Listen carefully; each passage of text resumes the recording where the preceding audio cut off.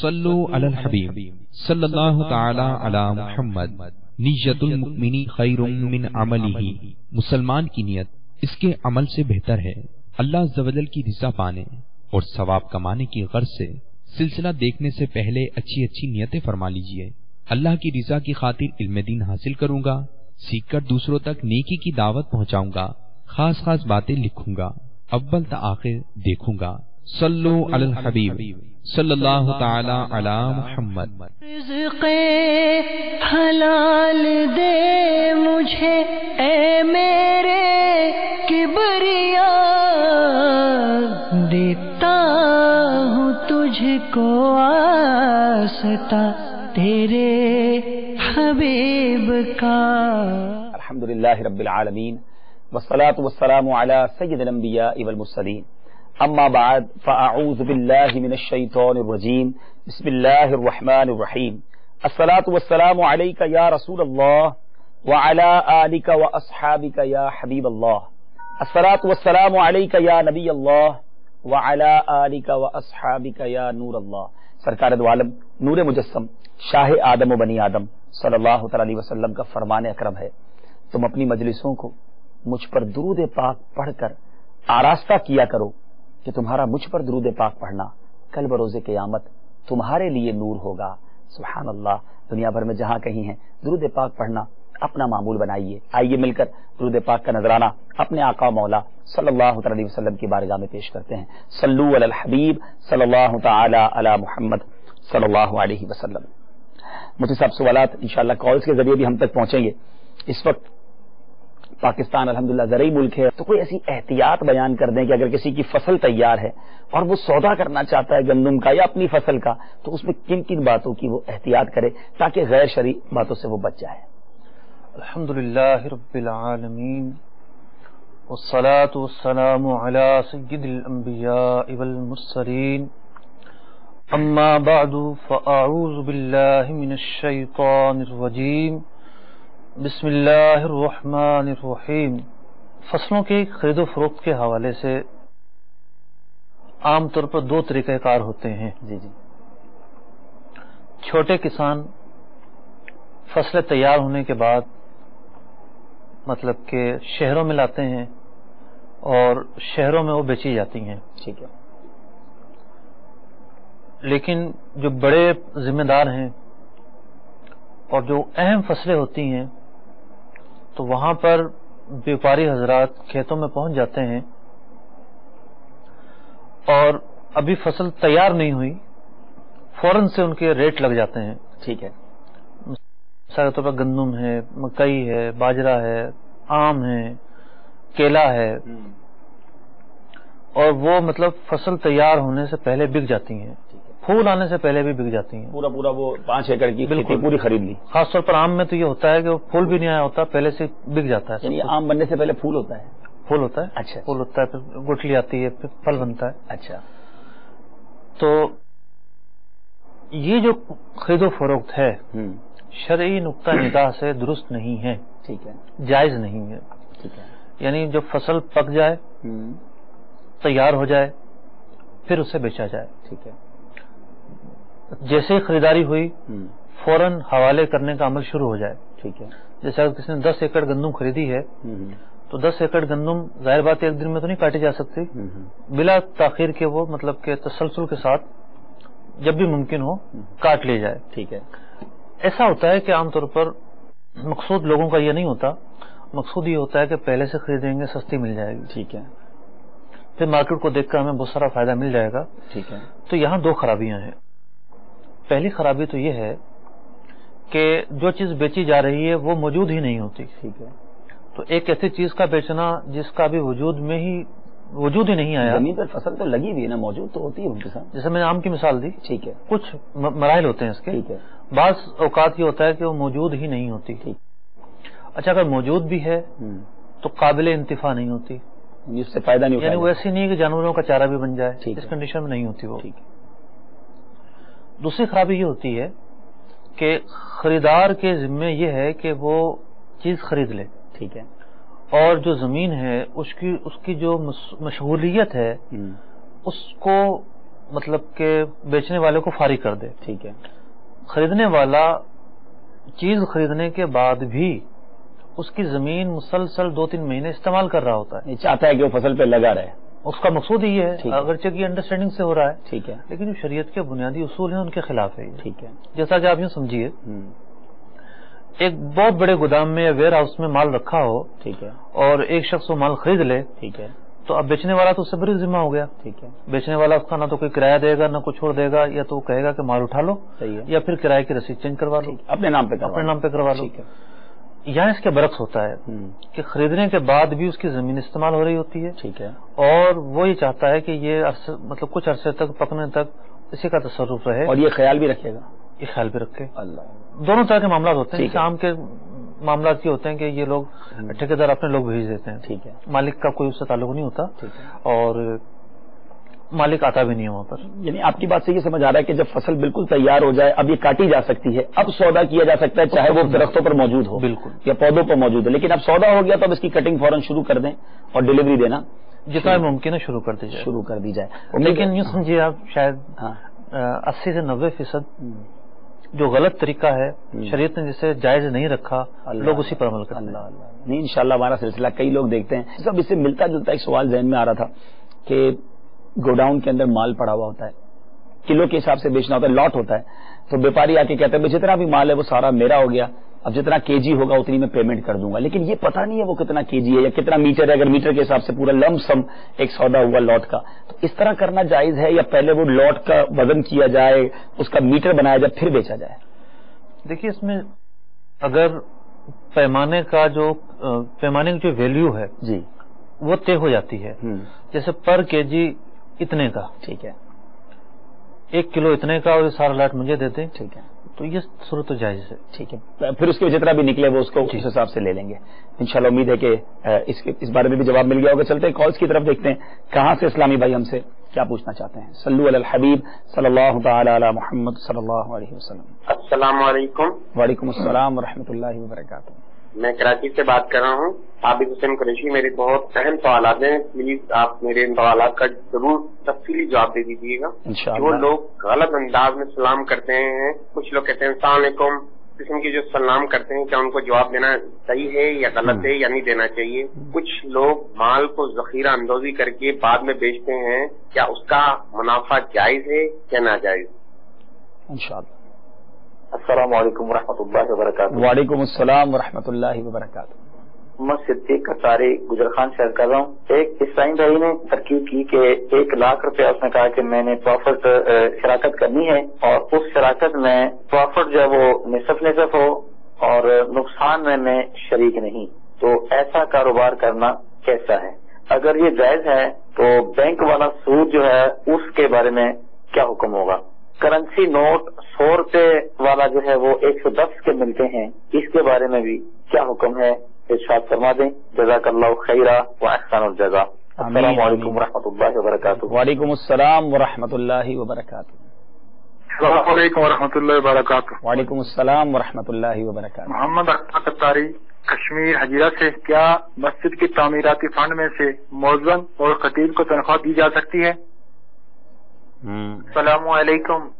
وعلیکم السلام ورحمۃ اللہ وبرکاتہ. میں طارق آفتاب بات کروں باب المدینہ سے. میرا سوال یہ ہے کہ کرنسی کا کاروبار جائز ہے یا نہیں؟ جو کرنسی کا کاروبار ایک کرنسی لیتے ہیں اور دوسرے کرنسی میں ایکسچینج کر کے بیچتے ہیں, یہ جائز ہے یا نہیں؟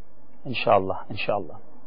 بہت شکریہ, آپ سب کا مرحبا کہتے ہیں اپنے سلسلے میں. عابد حسین قریشی بھائی, آپ کے واقعی اہم سوالات ہیں, ضرور تفصیلی جوابات دیں گے. مفتی صاحب سلام کا طریقہ بھی ارشاد فرما دیں, اور جو اس طرح غیر جو مسنون سلام ہے اس کے ایسے الفاظ استعمال کرتے جس کے معنی بھی کچھ نہیں بنتے, کیا ان کا جواب دینا ہوگا؟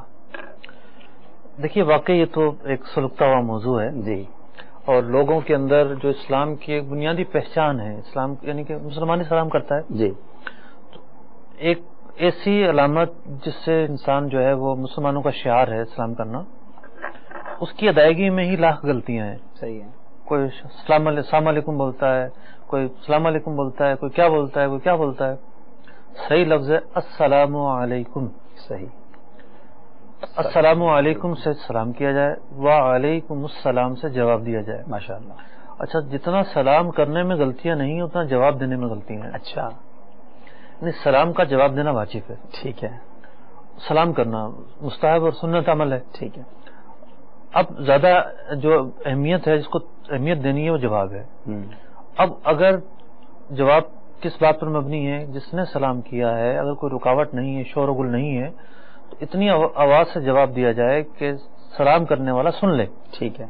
لیکن لوگ اپنے دل میں جواب دیتے ہیں، دھیمی آواز سے جواب دیتے ہیں، اور بالکل جواب دینے کی وہ صورت ہی نہیں ہوتی. تو سلام کرنے والا صحیح تلفظ سے سلام کرے، اور جواب دینے والا اتنے آواز سے جواب دے کہ سلام کرنے والا سن لے. سلام کرنے والے کا ایک حق ہے کہ اسے جواب دیا جائے. صرف ہونٹ نہ ہلائے جائیں، صرف دل میں جواب نہ دیا جائے، آواز سے اور درست تلفظ سے دیا جائے. اچھا، اشاروں سے سلام کر لیتا نا، وہ بھی ہاتھ اس طرح ہلا دیا، تو اب یہ سلام جواب ہو گیا؟ اصل میں دو معاملات ہیں یہاں پر. تو یہ کہ آواز جاننا ہی جو ہے نا ممکن نہیں ہے. ٹھیک ہے. وہ روڈ کے اس پار ہے، یہ روڈ کے اس پار ہے، ڈرائیونگ کر رہے ہیں جناب، اشارہ کر دیا، اس میں تو کوئی حرج نہیں ہے. ٹھیک ہے. اصل چیز ہے ایک دوسرے کو جو ہے نا وہ ویلکم کرنا. ٹھیک ہے. متوجہ ہونا، مسکراہٹ کا تبادلہ، یہ مقصود ہے یہاں پر. لیکن جہاں ممکن ہے وہاں پر اشارہ تو پھر سلام کیا. لیکن سلام زبان سے کیا، السلام علیکم ورحمۃ اللہ کسی نے کہا تو جواب وعلیکم السلام کی جگہ ہاتھ ہلا دیا، تو اب یہ جواب تو کافی نہیں، ترک واجب ہے. یہ ترک واجب ہو گیا، اور یہ گناہ ہے. یعنی سلام نہیں کیا کسی نے تو وہ گناہگار نہیں ہوگا، لیکن جواب نہیں دیا تو وہ گناہگار ہوگا. لیکن اب ان کے سوال کی طرف آتے ہیں کہ اگر سلام ہی درست نہیں کیا ہے، السلام علیکم کہہ دیا کسی نے، تو کیا اس کا جواب؟ مجھے سلام ادا ہو گیا ہے نا، تب بھی وہ سلام ہی ہے. ٹھیک ہے. لفظ سلام جہاں پر ادا ہو رہا ہے جی وہ سلام ہی ہے، ایسے سلام کا جواب دیا جائے گا. اچھا، اب یہ تو ہو گیا سلام کا جواب. اب عورت اور مرد کے درمیان بھی یہی معاملہ رہے گا کہ مرد عورت کو سلام کرے تو بھی وہ جواب دیں گے، اور عورت مرد کو سلام کرے تو بھی جواب دیں گے؟ نہیں، ایسا نہیں ہے. ٹھیک ہے. مرد اگر عورت کو سلام کرتا ہے تو دل میں جواب دے گی عورت. جی ہاں. ٹھیک ہے. اور عورت مرد کو سلام کرتا ہے، جوان ہے، تو مرد بھی دل میں جواب دے گا. ٹھیک ہے. یہاں اس پر یہ واجب نہیں ہوگا کہ اس تک آواز کا اس کا حکم ہی یہ ہے کہ دل میں جواب دے. ٹھیک ہے. امید ہے کہ ہمارے قریشی بھائی کو جواب مل گیا ہوگا. ان کا دوسرا سوال حضور وہ یہ تھا کہ ذخیرہ اندوزی جو لوگ کرتے ہیں پھر وقت آنے پر بیچتے ہیں، تو اس چیز کا منافع کمانا کیسا؟ ذخیرہ اندوزی کی شریعت میں دو قسمیں کی گئی ہیں. یعنی ایک تو وہ چیزیں جو غذائیت سے جن کا تعلق ہو، اس کے اندر انسانوں کی غذا ہے یا وہ جانوروں کی غذا ہے، تو غذائیت سے جن چیزوں کا تعلق ہے ذخیرہ اندوزی کی ممانعت ان کے ساتھ خاص ہے. اس کے علاوہ جو ذخیرہ اندوزی کے معاملات ہیں تو شریعت اس کو نہیں روکتی. اس کو تھوڑا کانسیپٹ کو کلیئر کر دیں. لوگ سمجھتے ہیں ہر وہ چیز جو بندے نے اسٹاک کر لی اور وقت آنے پر اس کے ریٹ بڑھنے پر بیچی تو یہ ذخیرہ اندوزی کی ہے. تو ذخیرہ اندوزی کیا ہر آئٹم میں ہوگی یا کچھ مخصوص آئٹم؟ مثال کے طور پر سریا ہے، ٹھیک ہے، یہ غذائیت کے معاملے سے تعلق نہیں رکھتا. سیمنٹ ہے، تو اس کے اندر جو ہے وہ ذخیرہ اندوزی ممانعت نہیں ہے شریعت میں. ٹھیک ہے. لیکن غیر غذائیت کی بھی چیزیں بسا اوقات انسان کی شدید ضرورتیں ہوتی ہیں. ٹھیک ہے. اگر ہمارا مطلب کہ قانون کسی شعبے میں منع کرتا ہے، ٹھیک ہے، کہ یہاں ذخیرہ اندوزی نہیں ہوگی یا اس انداز میں مال اسٹور نہیں کیا جائے گا، پھر قانون کو فالو کرنا پڑے گا. ٹھیک ہے. شریعت کے مقاصد بھی یہ کہتے ہیں کہ انسانوں کو ان کی بنیادی ضرورتیں پہنچتی رہیں.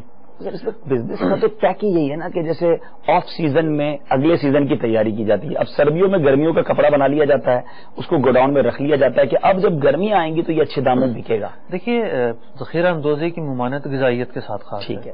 تو اس سے کیا مراد ہے؟ ٹھیک ہے. اس سے مراد یہ ہے کہ اشیاء کو ذخیرہ کرنے کی بنیاد پر قحط پڑ جائے. ٹھیک ہے. لوگ بھوکے ہو جائیں گے، بھوکے ہو جائیں، مال ملے ہی نہ. ٹھیک ہے. لوگ جو نا در در مارے پھرے، ان کو کچھ بھی نہ ملے، یہ ذخیرہ اندوزی. ٹھیک ہے.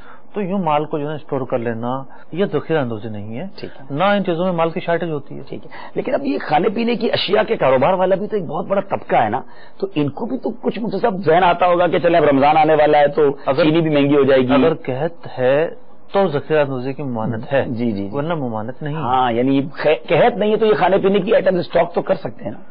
شریعت نے منع نہیں کیا. ٹھیک ہے. لیکن کسی مرحلے پر اگر ایسی صورتحال ہو جائے جی کہ قحط تو نہیں ہے لیکن قانون حرکت میں آ جائے اور وہ اسٹاک کرنا غیر قانونی ہو تو پھر ممانعت ہو جائے گی. اچھا، قحط ہونے کی صورت میں واقعی لوگ تکلیف میں آ گئے ہیں اور ہمارے پاس اسٹاک ہے، تو اب ایسی پوزیشن میں کیا زیادہ ریٹ میں بیچنا صحیح ہے یا اس کو ریٹ کم کر کے لوگوں کی خیر خائی کرنی چاہیے؟ دیکھیے، اگر وہ اپنے پسند کے ریٹ پر بیچے گا تو جائز ہے اس کے لیے. ٹھیک ہے. اور اگر وہ نیکیاں چاہتا ہے تو ٹھیک ہے، کم میں کیا. ماشاء اللہ. امید ہے کہ دونوں سوالات کے جوابات ہمارے اسلام کو مل گئے ہوں گے عابد حسین بھائی کو. اور اسی طرح حضور صدیق اتاری بھائی تھے گجر خان سے, کسی نے اس طرح شراکت کی کہ نصف فائدہ میرا نصف آپ کا, لیکن نقصان میں شریک نہیں ہوں. ایسی شراکت حقیقت میں شرکت نہیں ہوتی. ٹھیک ہے. اور یہ ایک طرح سے قرضہ دینا ہے اور قرضہ دے کر نفع لینا ہے, سودی معاملہ ہے. ٹھیک ہے. انہوں نے اسی لیے اس کو جوائن کیا تھا کہ اگر یہ ٹھیک ہے تو پھر بینک والے میں کیا نقصان دے. یہ بھی غلط ہے, وہ بھی غلط ہے. وہ بھی غلط ہے. اسی طرح انہوں نے کہا کہ 100 کا نوٹ 110 روپے میں خریدنا کیسا. اگر ادھار نہیں کرتے نقد میں خرید لیتے ہیں تو جائز ہے. یعنی 100 کا دیا اور سامنے 110 روپے لے لیے تو ٹھیک ہے. ادھار کریں گے تو یہ 100 روپے لے لیے اور کہا 110 روپے کل دے دوں گا, ٹھیک ہے, یا شام کو دے دوں گا, بعد میں آ کر دے دوں گا, یہ سود ہو جائے گا. ٹھیک ہے. تو یعنی ہینڈ ٹو ہینڈ, ہاتھوں ہاتھ کیا تو ٹھیک ہے. امید ہے کہ یہ بھی کلیئر ہو گیا ہوگا. کشمیر سے اسلام بھائی مسجد کی تعمیرات کے لیے رقم جمع ہوئی ہے, کیا اس سے مؤذن اور امام صاحب کی تنخواہ دی جا سکتی ہے؟ دیکھیے ہوتا یہ عام طور پر کہ جب مسجد کی تعمیر ہو رہی ہوتی ہے تو 2-4 مہینوں میں نہیں ہوتی, سال لگتے ہیں. جی جی. تو بھرپور اعلان ہو رہے ہوتے ہیں کہ مسجد کی تعمیر کے لیے چندہ دیجیے, مسجد کی تعمیر کے لیے چندہ دیجیے. تو عرف یہ ہے ہمارے ہاں کہ جو چندہ مسجد کی تعمیر کے نام پر لیا جائے وہ مسجد کی جو مسالے ہیں, ضروریات ہیں, ان پر بھی خرچ ہو سکتا ہے. مسجدیں سال میں صرف ہوتی ہیں, مطلب تعمیر ہوتی ہیں. جیسے امام کی تنخواہ ہے, مؤذن کی تنخواہ ہے, یوٹیلیٹی بل ہیں, یہ ساری چیزیں جو ہیں وہ جو چندہ تعمیر مسجد کے نام پہ لیا گیا ان سے ہی مسجد کے مسالے اور مصارف پورے کیے جا سکتے ہیں. لیکن اگر ایسی خصوصی صورتحال ہو, مثال کے طور پر مسجد کے اندر جو چندہ آتا ہے وہ لوگ 150 روپے ڈالتے ہیں, ایک عمومی چندہ ہوتا ہے جی, یا کہیں تعمیر کا اعلان ہو رہا ہے اور کوئی پرچیاں کٹ رہی ہیں 150,000 روپے کی, یہ بھی ایک عمومی چندہ ہی ہے. ٹھیک ہے. لیکن اگر کسی نے بہت بڑی اماؤنٹ دی ہے کہ جناب یہ پورا بلاک جو ہے بلاک میں بنوا کر دوں گا, یہ میرے ذمہ ہے, وہ لاکھوں روپے دیتا ہے. ٹھیک ہے. تو اب ذرا معاملہ مختلف ہو گیا ہے. ٹھیک ہے. اب جو ہے دیکھا جائے گا کہ دینے والے کا مقصود کیا ہے, کیا وہ یہ بات پسند کرے گا کہ اس کی جو اماؤنٹ ہے وہ صرف ہوتی ہے مسلسل اور وہ باقی نہ بچے. ٹھیک ہے. تو یہاں کنفیوژن ہے, وہ یہ پسند نہیں کرے گا کہ اس سے وہ پروجیکٹ پورا کرنے کے بجائے وہ پیسہ کم ہوتا رہے. تو ایسی صورتحال ایک خصوصی صورتحال ہے, اس کا حکم الگ ہے. عمومی چندے سے جو مسجد کی تعمیر پر شروع کے نام پر لیا جائے مسجد کے مسالے بن سکتے ہیں. بہت آپ نے کلیئر کر دیا واقعی کہ وہ تو مسجد کی جھولی پھر رہی ہوتی ہے, ڈبہ ہوتا ہے, اس میں آ رہے ہوں تو اس میں دونوں چیزیں کی جا سکتی ہیں. اب کسی شخصیت کے پاس ہی گیا, اس نے کہا ٹھیک ہے 5,000 بلاک کے پیسے مجھ سے لے لیں یا سیمنٹ کے مجھ سے لے لیں, اب ایگزیکٹلی اس سے لیے اور اسی سے تنخواہ دیں گے تو شاید پرابلم رہے گا. اب یہ خاص ہوگا جی, وہ خاص ہو جائے, یہ خاص ہوگا. ٹھیک ہے. تو امید ہے کہ یہ بھی کلیئر ہو گیا ہوگا. طلعت آفتاب بھائی تھے باب المدینہ سے, کرنسی کا کاروبار کیا فرماتے ہیں اس بارے میں؟ اصل میں کرنسی کا کاروبار ایک جملے میں بہت بڑی بات پوچھ لی انہوں نے, وہی نا جائز ہے ناجائز ہے. یہ ویسا ہی معاملہ جیسا ہم قسطوں کے کاروبار کے متعلق کہتے ہیں. لوگ عام طور پر پوچھیں قسطوں کا کاروبار کیسا. قسطوں کا کاروبار تو ایک پوری فیلڈ ہے, پوری دنیا ہے, اور اس سے بڑی دنیا کرنسی کا کاروبار ہے. تو اس کے اندر جائز بھی ہے, ناجائز بھی ہے, حلال بھی ہے, حرام بھی ہے. اور شاید ہر ہی کاروبار کے بارے میں آپ کہیں گے. بالکل ایسا ہی, ہر کاروبار کے اندر یہ معاملہ ہے. تو جو اس سے متعلق ہے وہ یا تو ایک خاص صورت پوچھے, ٹھیک ہے, کہ بھئی یوں ہوتا ہے, یہ صحیح ہے یا غلط ہے, ٹھیک ہے, یا پھر یہ ہے کہ مکمل معلومات چاہیے تو پھر کسی عالم کی صحبت اختیار کر کر دارالفتہ سنت میں آ کر یہ معلومات حاصل پوری ڈیٹیل بتائیں کہ کس کس طرح کاروبار کرتے ہیں. یعنی ہم ایک جملے میں کرنسی کے کاروبار کو جائز بھی نہیں کہہ سکتے, پورے کاروبار کو ناجائز بھی نہیں کہہ سکتے. اور واقعی یہ طریقہ بھی یہی ہے کہ کون سا ایسا کاروبار ہے کہ جس میں سب کچھ جائز ہو اور کون سا ایسا کاروبار ہے کہ جس میں کچھ بھی غلط نہیں ہوتا ہو. ہر کاروبار میں اچھے لوگ بھی ہیں, برے لوگ بھی ہیں. تو ہمیں پرٹیکولرلی اپنے کام کو اگر چیک کروانا ہے دارالفتہ سنت تشریف لائیے. ای میل بھی آپ ہمیں کر سکتے ہیں, اسکرین پر آپ کو ای میل دکھایا جائے گا, آپ اس پہ بھی ہم سے رابطہ کر سکتے ہیں. اور کالز کو لیتے ہیں اپنے سلسلے میں اور دیکھتے ہیں کہاں سے اسلامی بھائی ہم سے کیا پوچھنا چاہتے ہیں. صلو علی الحبیب صلی اللہ تعالی علی محمد صلی اللہ علیہ وسلم. سر کاروبار میں جھوٹ بول دیں گے, کوئی بندہ آ جاتا ہے کہہ رہا کہ ہمیں ادھار کرو یار, یہ ہم ان کو یہ بول دیں گے بھائی ہم مجبور ہیں, ہم پارٹنر ہیں, انکل کا پارٹنرشپ ہے, اس میں ہم نہیں کر سکتے. اس کے سر ہمیں سر ایک بار پوچھنا ہے سر, مہربانی. سر میں نوید بول رہا ہوں ضلع پنجاب شیخ پورہ سے. سر میرا سوال یہ ہے کہ بعض لوگ جو ہیں وہ اس طرح کرتے ہیں کہ فصل بالکل تیار ہے, وہ آتا ہے وپاری اور وہ آ کے اس کا ریٹ لگاتا ہے, وہ کہتا ہے میں اپنے خود ہی بندے لگوا کے اس کو چگوا لوں گا. تو اس کے بارے میں کیا احکامات ہیں؟ السلام علیکم ورحمۃ اللہ وبرکاتہ۔ وعلیکم السلام ورحمۃ اللہ وبرکاتہ۔ میرے سوال یہ ہے، عالم یا استاذ عورت کو سبق بتا سکتے یا نہیں بتا سکتے؟ ٹھیک ہے، بہت شکریہ آپ سب کا، مرحبا کہتے ہیں اپنے سلسلے میں آپ سب نے کال کی۔ جھوٹ بولتے ہیں کچھ کاروبار میں، اس طرح کے ادھار لینے آتے ہیں لوگ، بہت زیادہ ضد کرتے ہیں میں ادھار دینے، تو پھر جھوٹ بولنا پڑتا ہے، نہیں جناب ہمیں اجازت نہیں ہے، انکل کا کاروبار ہے، ہم ادھار نہیں دے سکتے، حالت بری ہے، اس طرح کے بہانے بنانا کیا؟ نہیں، انہوں نے انکل والی صورت نہیں پوچھی جی، ان کی جو صورت تھی وہ یہ تھی کہ ہم پارٹنر ہیں اور ہمیں اجازت نہیں ہے جی، اگر تو واقعی پارٹنر ہیں جی، اور ظاہر بات عام طور پر ادھار کی اجازتیں کہاں ہوتی ہیں؟ ہر آدمی کو دکاندار ادھار بیچنا شروع کر دے کوئی بچے گا نہیں اس کے پاس، وہ دکاندار باقی سب کو ادھار دے رہا ہوتا ہے، اس کو اس بندے کو نہیں دینا ممکن ہے وہ درست ہو، ٹھیک ہے، یہ بندہ ہو ہی ایسا کہ جسے مطلب کہ ادھار دینا کوئی بھی پسند نہ کرے، ٹھیک ہے، وقت پر پہنچتا ہی نہ ہو، لیکن ڈائریکٹ نہیں بول سکتے میں تمہیں نہیں دے سکتا، یہ تو بولنا بھی نہیں چاہیے، اخلاقیات کے بھی خلاف ہے۔ ایسے جملے استعمال کرے جس سے جھوٹ نہ ہو، نہیں بھائی پاسبل نہیں ہے، ممکن نہیں ہے، مشکل ہو جائے گا، اور اگر واقعی اس کے والد نے منع کیا ہوا والد کا نام لے دے، واقعی پارٹنرشپ ہے اور ان کا یہ ڈیسائیڈ ہے کہ ہم ہر کسی کو ادھار نہیں دیں گے، ان کا نام لے دے۔ ایسے جملے بولے جس میں خلاف واقع کسی بھی چیز کا امر نہ ہو، یعنی جھوٹ کا ارتکاب نہ پایا جائے۔ لیکن یہاں پتہ ہے کہ اس کو دے دیں گے تو نقصان ہو جائے گا، تو نقصان سے بچنے کے لیے جھوٹ نہیں بول سکتے؟ دیں گے تو نقصان ہوگا نا، جی، دیں ہی نا، نہ دینا ہی تو اسی لیے تو جھوٹ بول رہے ہیں کہ نقصان سے بچنے کے لیے اپنے آپ کو جھوٹ نہیں بول سکتے۔ دیکھیے نقصان تو جب ہوگا جب سودا کریں گے، ٹھیک ہے، سودا ہی نہیں کیا تو وہ نقصان ایک موہوم چیز ہے، ہو سکتا ہے ہو جائے، ٹھیک ہے، سودا کریں گے تو نقصان کی ابتدا اب ہوگی۔ اس کو نہیں دینا ہے مال اس لیے جھوٹ نہیں بول سکتے، نہیں، ٹھیک ہے، اس سے احتیاط کریں گے، ایسے جملے استعمال کریں کہ جو جھوٹ نہ ہوں۔ نوید بھائی شیخو پورا سے تھے، فصل تیار ہو جاتی ہے، ریٹ طے ہو جاتا ہے، لیکن ٹھیکیدار آ کے کہتا ہے میں اپنے بندے بیچ کے اس کو اتروا دوں گا، یہ ٹھیک ہے؟ دیکھیے جب سودا ہوتا ہے ان کا تو اس میں جیسا کہ عام خرید و فروخت کے اندر دو طریقے ہوتے ہیں، مال خرید لیا گیا، اب ڈیلیوری کس کے ذمہ ہے؟ بیچنے والے کے ذمہ ہے یا خریدنے والے کے ذمہ ہے؟ ٹھیک ہے، یہ ایک ایسا معاملہ ہے جن پر طے کیا جا سکتا ہے کس کے ذمہ خرچہ ہے۔ ٹھیک ہے، تو فصلوں کے اندر بھی جس نے کھڑی فصل خرید لی ہے تو اس نے تو لاٹ کے حساب سے خریدی ہے نا، ٹھیک ہے، کوئی ایسا تو ہے نہیں کہ وزن ہوگا اور مالک جو ہے نا وہ وزن کروا کر دے گا، ٹھیک ہے، ایسا تو نہیں ہے۔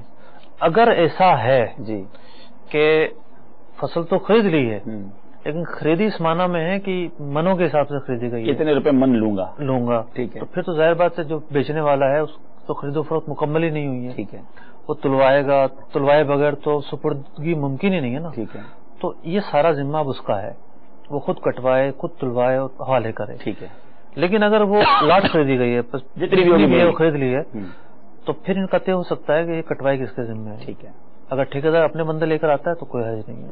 یہ اس طرح بھی ہوتی ہے بے، یعنی کہ کلو سے نہیں ہوگی، پوری پلاٹ خرید لیا، یہ علاقہ خرید لیا کہ اس میں جتنی فصل ہوئی وہ میری ہے، ایکڑ اور مرلوں کا حساب ہوتا ہے، ٹھیک ہے، تو اب اس میں جتنی بھی نکلی کم زیادہ پھر وہ اس کی اس کی لیکن یہ کرنا درست ہے اگر یہ طے ہو جائے تو، لیکن فصل تیار ہو، یہ آپ نے شروع میں سمجھا دیا میں۔ عالم یا استاد صاحب جو ہیں، تیار بھی نہیں، جیسے کہ اگر مکئی کی فصل ہے ٹھیک ہے، تو مکئی کی فصل ایک تو یہ کہ بھٹا بنتا ہے، دوسرا یہ کہ بھٹا بننے سے پہلے بھی وہ گھاس ہے، ٹھیک ہے، وہ چیز تو تیار نہیں ہے لیکن جو چیز موجود ہے وہ خود ایک قابل انتفاع چیز ہے، ٹھیک ہے، جس سے نفع اٹھایا جائے، جی ہاں، ٹھیک ہے، تو وہ کاٹ لے، وہ فوری کاٹے، یہ اصل چیز ہے۔ لیکن گھاس تو نہیں کاٹے گا نا، وہ گندم کا تو انتظار کرے گا نا، یعنی اگر گندم ہی چاہیے تو پھر گندم پکنے کا انتظار کرے، ٹھیک ہے، وعدہ کر لیا جائے، ٹھیک ہے، ہم آپ کو بھیج دیں گے، ٹھیک ہے، لیکن وعدہ ہے صرف، ٹھیک ہے، سودا جب ہوگا جب یہ تیار ہو جائے گا، ریٹ بھی اسی وقت طے کریں، اسی وقت طے کرے گا۔ اچھا، عالم یا استاد صاحب کیا عورت کو سبق وغیرہ پڑھا سکتے ہیں؟ جو حالات ہیں آج کل کے اس کے اعتبار سے تو اجازت نہیں دی جائے گی، منع ہی کیا جائے گا، یعنی اسلامی بہنیں جو ہیں وہ اسلامی بہنوں ہی سے پڑھیں، بہنوں انہی سے پڑھیں۔ تو امید ہے کہ سارے جوابات آپ کو مل گئے ہوں گے۔ سوال بلکہ بتا دوں، ہمارے ڈائریکٹر صاحب میرے کان میں کہہ رہے ہیں، اور آج کل واقعی پیٹرول جو ہے وہ کافی مہنگا ہو گیا ہے، وہ کہہ رہے ہیں کہ بھائی پیٹرول پمپ پہ یہ ہوتا ہے، ذخیرہ اندوزی کی بات چلی تھی، تو جب آخری رات ہوتی ہے، ریٹ پتہ چلتا ہے کہ آج ریٹ بڑھ جائے گا، تو وہ سارے پیٹرول پمپ والے اپنا پیٹرول بند کر لیتے ہیں کہ اب ریٹ بڑھے گا، تو یہ والی ذخیرہ اندوزی کی اجازت ہوگی کہ نہیں؟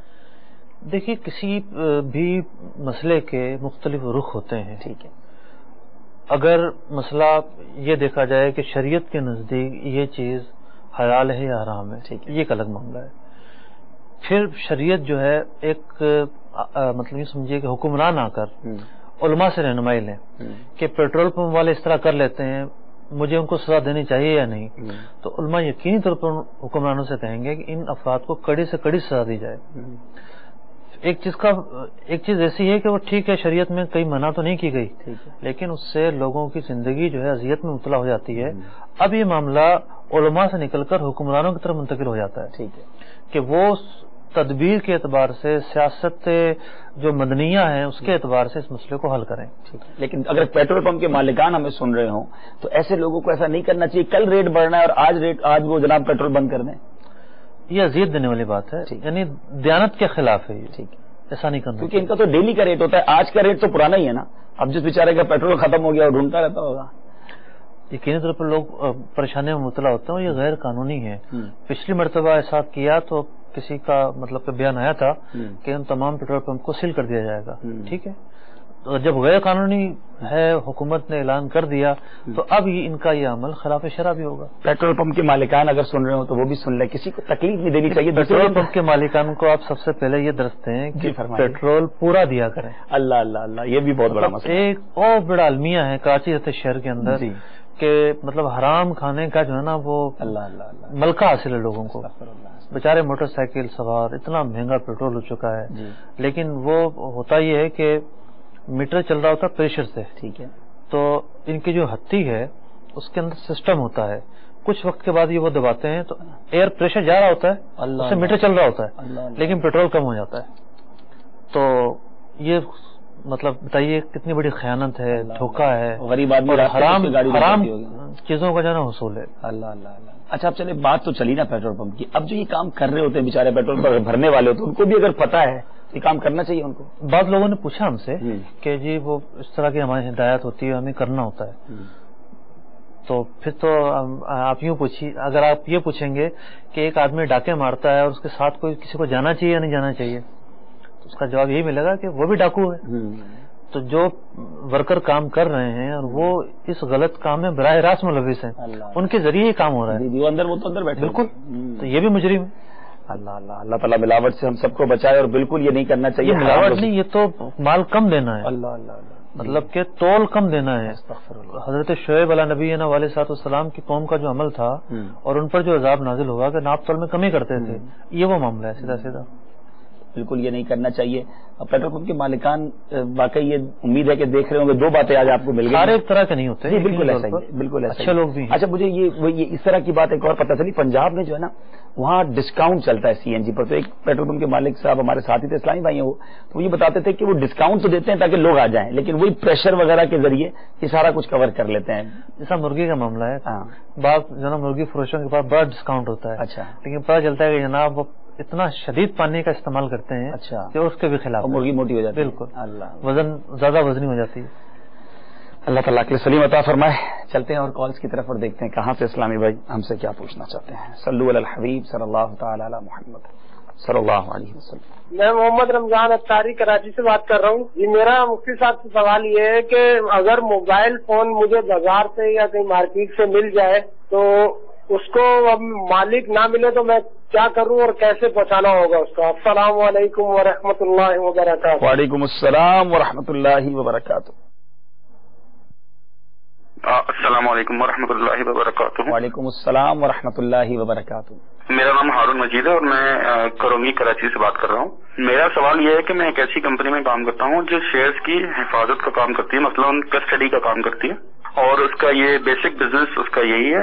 اس کے علاوہ وہ میوچل فنڈ میں بھی انویسٹمنٹ کرتی ہے، میوچل فنڈ کی ٹرسٹی کا بھی کام کرتی ہے، ٹرسٹی مطلب اس کی ٹیک کیئر کا کام کرتی ہے، اور اس میں میں اسی ڈپارٹمنٹ میں جاب کرتا ہوں۔ میرا سوال یہ ہے کہ میری جو تنخواہ اس کمپنی سے ملتی ہے مجھے، وہ میرے لیے جائز ہے یا نہیں؟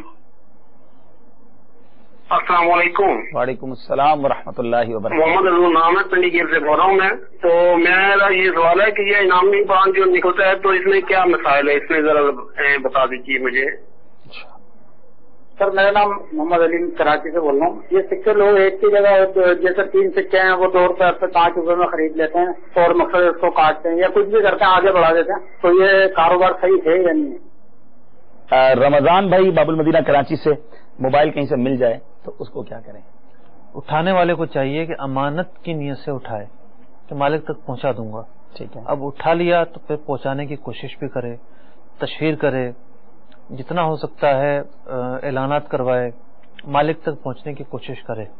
موبائل میں تو عام طور پر نمبر بھی ہوتے ہیں, جی نمبر مل جاتا ہے, پتہ کیا جا سکتا ہے کس کا ہے کس کا نہیں ہے. موبائل آن بھی رکھا جائے تو بعض اوقات کال بھی آ جاتی ہے. ٹھیک ہے.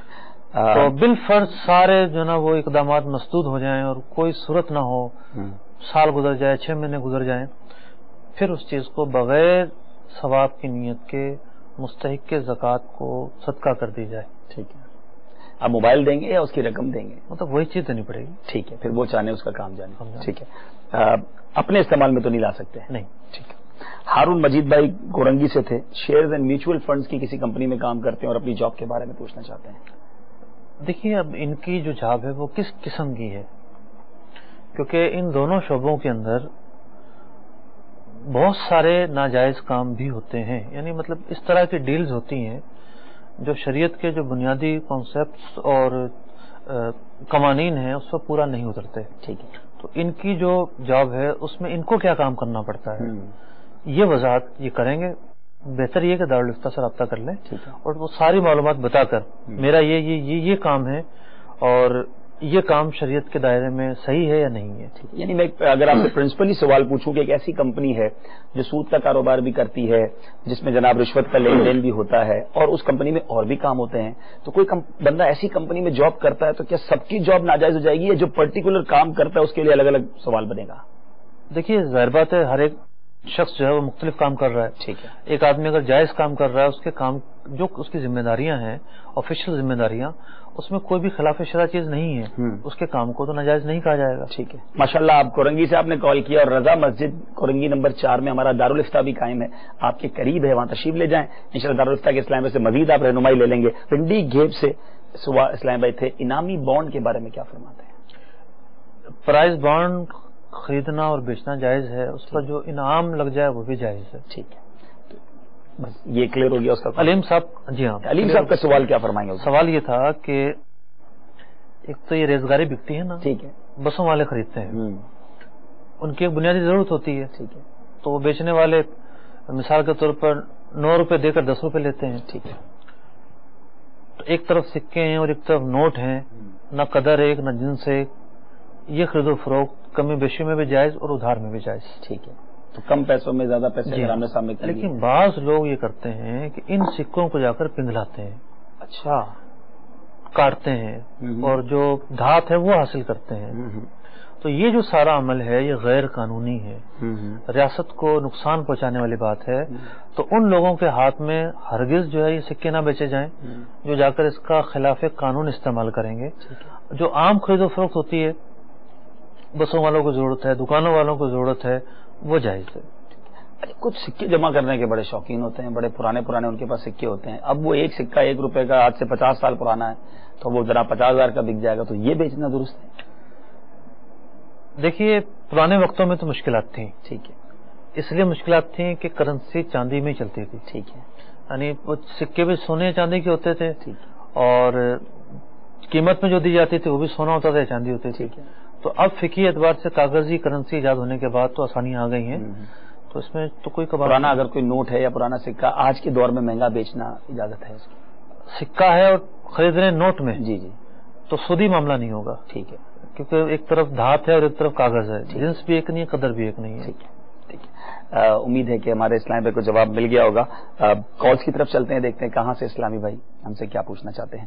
صلو علی الحبیب صلی اللہ تعالی علی محمد صلی اللہ علیہ وسلم. میرا نام محمد عثمان رضوی ہے, میں مرکزی لاہور سے بات کر رہا ہوں. میرا سوال یہ ہے کہ کیا گروی پہ مکان دیا جا سکتا ہے اگر تھوڑا تھوڑا کرایہ لیتے رہیں؟ کیا گروی پر مکان لیا جا سکتا ہے اور اس کو پھر تھوڑا تھوڑا کرایہ بھی لے؟ اصل میں پنجاب میں سسٹم زیادہ ہے, بہت بھاری جو ہے وہ بیانہ دے دیا جاتا ہے, اور اس کی بنیاد پر جو ہے وہ پھر بعض لوگ مفت میں رہتے ہیں, بعض لوگ بہت تھوڑا کرایہ دے کر رہتے ہیں.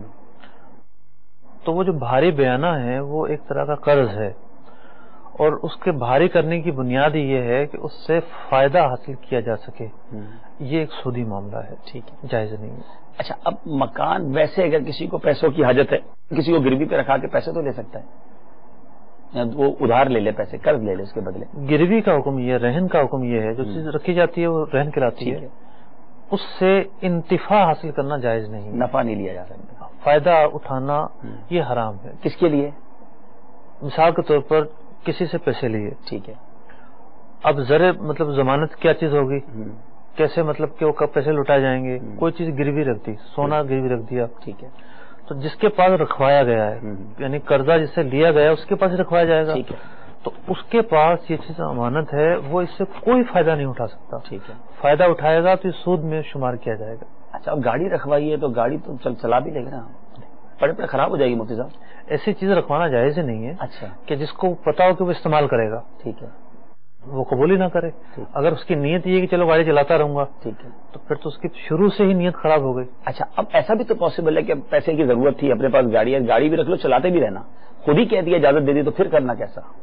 اجازت بھی نہیں دی جا سکتی؟ نہیں، اچھا، قرض پر نفع سود ہے، ٹھیک ٹھیک، قرضہ لیا ہے تو گاڑی دی ہے نا، قرضہ اگر نہ لیا ہوتا تو پھر گاڑی بھی نہ، گاڑی کون دیتا ہے اس کو؟ ٹھیک ٹھیک، تو یہ قرض پر نفع دینا ہے، جس چیز کو شریعت نے سود قرار دیا ہے 100% وہ تعریف اس پر صادق آ رہی ہے۔ ٹھیک ٹھیک ٹھیک۔ اچھا، اب کسی نے گروی میں کوئی چیز رکھی ہے اور جس کی گروی پہ چیز رکھی ہے اس کے انتقال ہو گیا، اب وہ بندے کو کہاں ڈھونڈے، وہ رقم تو اس کے پاس رہ گئی، پیسہ رکھوا کے چلا گیا، اب یہ کیا کرے گا اس رقم کا؟ اس کے ورثہ ہوں گے، ٹھیک ہے، اس کے کوئی احباب ہوں گے جو اس کے ورثہ بنتے ہیں، تلاش کرے گا یا خود رکھ لے گا؟ جو ورثہ بنتے ہیں، دو سچویشن ہے یہاں پر، ان کو یہ چیز جا کر دے، ٹھیک ہے، نہیں ملتے تو تلاش کرے، لیکن اگر ورثہ ملے ہی نہ تو لقطے کی طرح سال 2 سال بعد اس کو، جس طرح لقطے کا حکم ہے، جا کر فقراء پر تصدق کر دے، خرچ کرائے، ٹھیک ہے، یہاں اس کی بھی اجازت نہیں ہے، یہ امانت کا مسئلہ ہے۔ امانت رکھوانے والا مالک اگر غائب ہو جائے، ایسی چیز کو سوائے سنبھال کر رکھنے کے کچھ بھی نہیں کیا جاتا۔ کچھ عرصہ گزرنے کے بعد بھی صدقہ نہیں کیا جاتا؟ بالکل بھی نہیں، اس کو سنبھالا ہی جائے گا، سنبھالا ہی جائے گا۔ اللہ اللہ اللہ، باقی شریعت کے کتنے ایسے احکام ہیں جو ہمیں پتہ نہیں اور ہمیں سیکھنا چاہیے۔ مفتی صاحب یہ بتائیے کہ اگر کسی نے کوئی چیز گروی رکھائی ہے اور اس نے گروی رکھنے والے نے، اس کو کیا کہیں گے جو رکھتا ہے، جو کسی کے پاس کسی کی گروی رکھائی جائے چیز، مرتہن کہتے ہیں، مرتہن جس نے یہ رکھا۔ اب یہ شخص جو سمجھتا ہے کہ یار یہ بیچارہ 5 سال بعد 2 سال بعد آئے گا، اس پیسے کو یا اس چیز کو استعمال کر لیتا ہوں، اسی کا فائدہ ہو جائے گا، تو انویسٹ کر سکتا ہے کہیں پر؟ نہیں۔ اچھا، کوئی ڈالر والر لے کے رکھ لیتا کہ اس کو فائدہ ہو جائے گا، گولڈ بیچ دیتا ہوں، ڈالر لے لیتا ہوں، اگر ایسا موقع ہے تو وہ مطلب کہ پاکستانی کرنسی لے ہی نا، لے ہی ڈالر، لے ہی گولڈ، صحیح ہے، ٹھیک ہے، ٹھیک ہے، لیکن خود کوئی فیصلہ نہیں کر سکتا، اس کی اجازت کوئی رد و بدل نہیں کر سکتا، جو چیز لی ہے ایز اٹ از اس کو اسی حالت میں رکھنی پڑے گی۔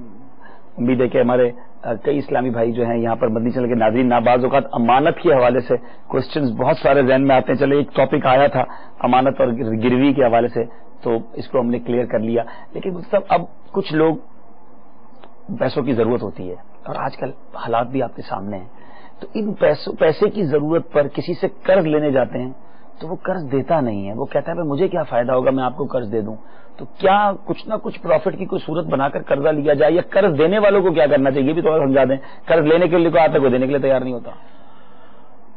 اصل میں معاملہ یہ ہے کہ قرآن مجید فرقان حمید نے کاروبار، تجارت کے فضائل بیان کیے ہیں اور سود کی مذمت بیان کی ہے، اور قرض کے بھی جو ہے وہ احکام بیان کیے قرآن پاک نے۔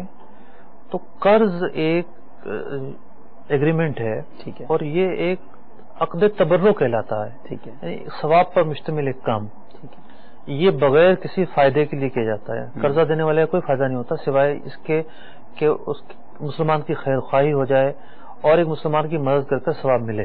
صحیح، اگر فائدہ ہی اٹھانا ہے تو پھر کاروبار کیا جائے، ٹھیک ہے، شراکت کی جائے، مداربت کی جائے۔ مثال کے طور پر جو آدمی پیسے مانگنے آیا ہے، اگر اسے کاروبار کرنا ہے تو مداربت کر لیا جائے، اس کی محنت ہوگی، اس کا پیسہ ہوگا، تو وہ طریقے ہیں کاروبار کے، سرمایہ کاری کے طریقے موجود ہیں شریعت کے اندر۔ قرض دینا ہے تو صرف نیکی اور آخرت کے حوالے سے قرض دینا ہے کہ مجھے ثواب حاصل ہوگا۔ اچھا، یہ تو قرض دینے والے کے لیے آپ نے ارشاد فرمایا، اب جب قرض لینے کا وقت آیا تو اس وقت کتنی سختی کرنے کی اجازت ہے؟ کیا اس کو گھر بعد میں اس کو ذلیل کر دیا جائے گا، محلے میں اس کو برا بھلا کہا جائے گا، یا کچھ نرمی بھی کی جانی چاہیے، موقع دیا جانا چاہیے؟ احادیث میں فضائل ہیں، ٹھیک ہے، باقاعدہ ابواب ہے کہ قرآن و حدیث کی جو تعلیمات ہے وہ یہ کہتی ہیں کہ قرض خواہ جو ہے اگر وہ تنگ دست ہے، مفلس ہے، اس کے پاس قرض اتارنے کے لیے نہیں ہے کچھ، اسے مہلت دینا واجب ہے. ٹھیک ہے، اسے مہلت دی جائے. ٹھیک ہے. اور اگر وہ ایسا شخص ہے کہ ہونے کے باوجود بھی نہیں دیتا، ٹھیک ہے، اس پر تو تقاضا کیا جائے گا. ٹھیک ہے. سوشلی طور پر اس پر پریشر بڑھایا جائے گا، لوگوں کو کہا جائے گا کہ اسے سمجھایا جائے یہ ہمارا قرض نہیں دیتا. تو قرض، مفلس کا قرض نہ دینا اور استطاعت کے باوجود قرض نہ دینا، یہ دونوں الگ الگ چیزیں ہیں. دونوں الگ الگ چیزیں. یعنی اب یہ دوسری طرف والی بات آ گئی کہ جس نے قرض لیا ہے، نارملی ہوتا یہ کہ جب قرض لینا ہوتا ہے تو جس سے لینا ہے اس کے گھر کے چکر لگائے جاتے ہیں، اور جب قرض لے لیا جاتا ہے تو اب وہ گھر کے چکر لگا رہا ہوتا ہے. تو یہاں جن کے پاس پیسہ ہو اور قرض نہ لوٹائیں ان کے لیے بھی کچھ مدنی پھول ارشاد فرما دیں کہ ان کو کیا کرنا چاہیے کہ وقت آ گیا ہے، بیچارہ ڈیمانڈ بھی کر رہا ہے، اب وہ دھکے کھا رہا ہے. دیکھیے حقوق تلفی کا مسئلہ ہے یہ کہ مطلب ہونے کے باوجود قرضہ نہ لوٹانا، سامنے والے کی حق تلفی کرنا ہے. اس نے آپ پر احسان کیا ہے، ایک نیکی کی، برے وقت میں آپ کے کام آیا، آج اس کے چکر لگوائے جا رہے ہیں. اللہ اللہ اللہ، عجیب معاملہ. یہ بالکل نہیں کرنا چاہیے. اگر واقعی آپ پر کسی کا قرض ہے، کسی کی رقم لوٹانی ہے، وہ بیچارہ پریشان ہے، تو آگے بڑھ کر اگر وقت ہو چکا ہے اور آپ کے پاس ہے بھی تو دے دیجئے، بالکل ادا کر دیجئے. جتنا وقت دانستہ گزر رہا ہے وہ گناہ ہے. اور اگر کسی سے آپ قرض مانگتے ہیں اور وہ واقعی پریشان ہے تو اسے مہلت دیجئے، اس کی مدد کیجیے. انشاءاللہ آپ کسی کی مدد کریں گے، انشاءاللہ مالک کریم آپ کی مدد فرمائے گا. آپ کسی کی حاجت روائی کریں گے، وہ رب کریم آپ کی حاجت پوری فرمائے گا. روایتوں میں بڑے پیارے پیارے مفہوم اس حوالے سے ملتے ہیں.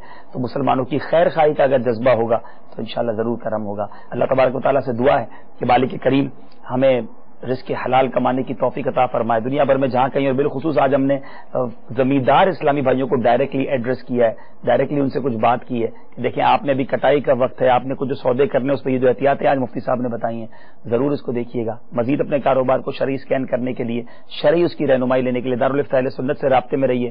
دنیا بھر میں جہاں کہیں ہیں آپ کو اسکرین پر دارالفتاء اہل سنت کا ای میل ایڈریس بھی بتایا جائے گا. آپ ای میل بھی ہمیں کر سکتے ہیں. پاکستان میں الحمدللہ باب المدینہ کے تو کئی علاقوں میں، اس کے ساتھ ساتھ مرکز الاولیاء لاہور میں الحمدللہ، پنڈی کے اندر دعوت اسلامی کا دارالفتاء موجود ہے، حیدرآباد باب الاسلام، سندھ میں دارالفتاء اہل سنت موجود ہے. تو آپ وہاں جا کر بھی اسلامی بھائی جو ہے ان سے رابطہ کر کے رہنمائی لے سکتے ہیں. سلسلے کے آخر میں ایک اور کال شامل کر لیتے ہیں، پھر سلسلے کو اختتام کرتے ہیں. صلو علی الحبیب صلی اللہ تعالی علی محمد صلی اللہ علیہ وسلم. السلام علیکم ورحمۃ اللہ وبرکاتہ. وعلیکم السلام ورحمۃ اللہ وبرکاتہ. محمد نوید قاری علی پور چٹھا سے عرض کر رہا ہوں. عبدالحبیب بھائی یہ بتائیں کہ ایک گندم لیتا ہے آدمی، دوسرا آدمی طے نہیں کرتا، کہ وہ کہتا ہے کہ جب میرا دل چاہے گا میں اس وقت آپ سے خرید لوں گا، یعنی کہ اس وقت کا ریٹ لگائیں گے. تو اس کے بارے میں شرعی رہنمائی عطا. عبدالحبیب بھائی نہیں بتائیں گے، مفتی صاحب بتائیں گے. میں انشاءاللہ آپ کی طرف سے سوال بڑھا دیتا ہوں. کیا فرماتے ہیں مفتی صاحب؟ بعد میں طے کر لیں گے، سودا ابھی کر لیں. اگر سودا کر لیا ہے، ڈن ہو گیا اور ریٹ مؤخر کر دیا، جی جی، کہ جب ڈیلیوری ہوگی جب ریٹ طے کریں گے، جی جی، یہ سودا غلط ہے. ٹھیک ہے، بے فاسد ہے. سودا اسی وقت کرنا ہے جب مال موجود ہو. پہلی بات تو یہ. ٹھیک ہے. مال نہیں ہے اس کے پاس، سامنے والے کے پاس، یا تیار ہی نہیں ہے تو سودا ہی نہیں کرنا. ٹھیک ہے. یہ پہلی غلطی ہے. دوسری غلطی یہ ہے کہ اگر سودا کر بھی لیا تو ریٹ میں کنفیوژن نہ رکھی جائے. ریٹ اسی وقت طے ہونے چاہیے. آج کی ریٹ طے ہو جائے، جو بھی ریٹ طے کرے. مطلب یہ بھی تو ہوتا ہے نا کہ یار دیکھو آپ فصل لگا رہے ہو نا، ماشاءاللہ آپ کوشش کر رہے ہو، مال مجھے ہی دینا. آپ ریٹ ہم کر لیں گے انشاءاللہ، مارکیٹ کا ہی ریٹ آپ کو دوں گا، لیکن دیکھیں آپ یہ مجھ سے آج پکا کر لیں کہ آپ مال مجھے ہی دیں گے. اس طرح کرنا، فرمائش کرنا ہر ایک کا حق ہے. ٹھیک ہے. یہ بات فرمائش کی حد تک ہو کہ آپ مال مجھے دے دیں، وہ کہ ٹھیک ہے جب فصل ہے کہ دیکھا جائے گا. ٹھیک ہے. تو مال لینے کی خواہش کرنا اس میں کوئی بات نہیں. ٹھیک ہے. لیکن عام طور پر سودے ڈن ہو جاتے ہیں. ہاں مطلب ڈن ہو گیا نا، یہ ٹھیک ہے آپ کا ہو گیا، پکا ہو گیا. پکا ہو گیا.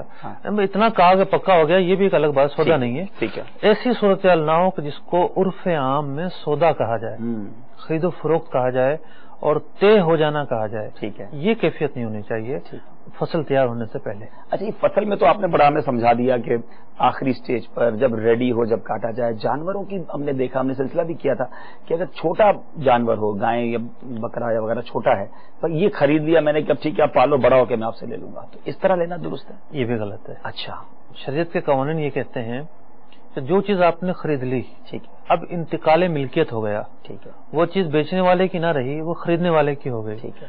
ایک چیز آدمی بیچ کر بھی اس پر پیسہ خرچ کرے، اسے کھلائے پلائے، اس کی دیکھ بھال کرے، یہ جو چیزیں ہیں یہ اس پر بوجھ ہیں بلا وجہ کا. ٹھیک ہے، اس پر یہ مطلب کہ التزامات کیے گئے ہیں. بوجھ کے پیسے دے دے کے نا بھائی، ماہانہ اتنے لے لینا بھائی، پالتے رہو، خرید لے. ٹھیک ہے، خریدنے کے بعد پھر اسے کرائے پر رکھوالی کے لیے دے دے. ٹھیک ہے، یہ چاہیے، یہ ٹھیک ہے، لیکن وہ چیز آپ کی ہو گئی. چیز آپ ٹھیک ہو جائے گی. ٹھیک ہے، ایک اور کال شامل کرتے ہیں. صلو علی الحبیب صلی اللہ تعالی علی محمد صلی اللہ علیہ وسلم. السلام علیکم. وعلیکم السلام ورحمۃ اللہ وبرکاتہ.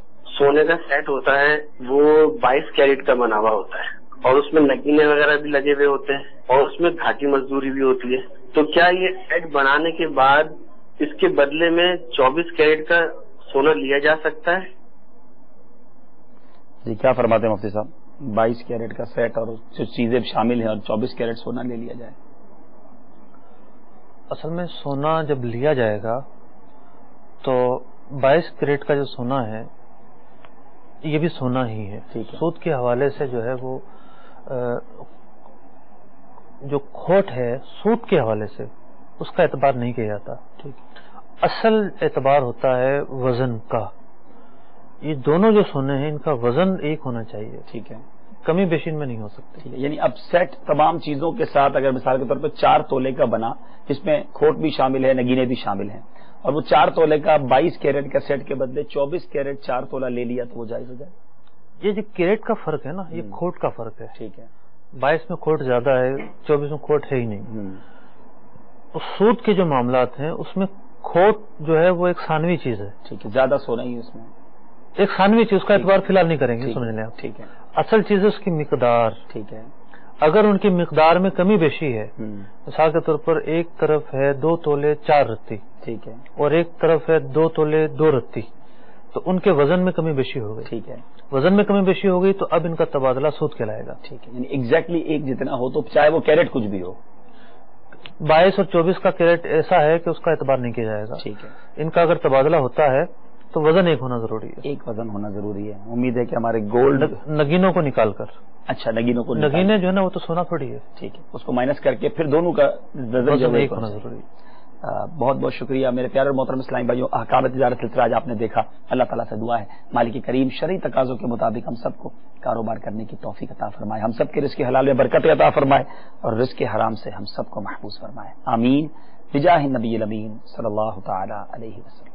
رزق حلال دے مجھے اے میرے کبریا،